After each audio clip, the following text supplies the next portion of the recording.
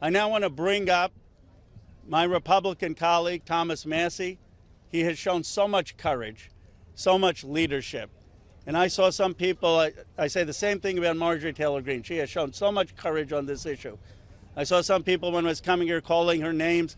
We've got to stop that.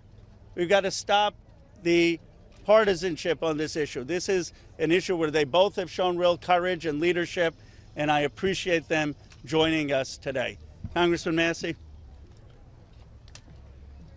I want to thank my colleague Ro Khanna for co-leading this effort to bring transparency and justice for these victims. I hope my colleagues are watching this press conference. I want them to think, what if this was your sister? What if this was your daughter?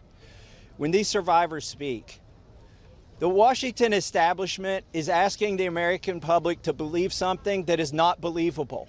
They're asking you to believe that two individuals created hundreds of victims and they acted alone, and that the DOJ has no idea of who else might have been involved, that nobody else did anything that rose to a criminal enterprise.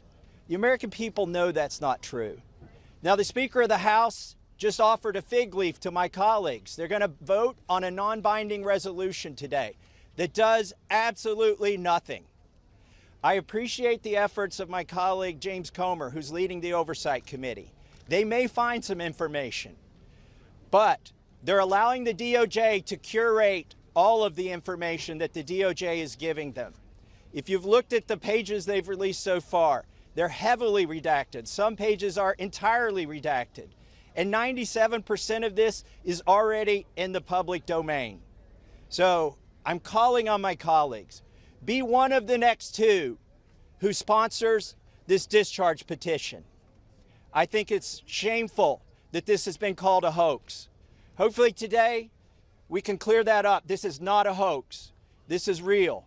There are real survivors. There are real victims to this criminal enterprise.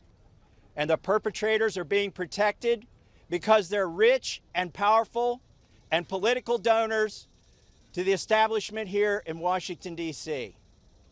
So today we're standing with these survivors, and we're giving them a voice, and I want to close by thanking them. They are brave.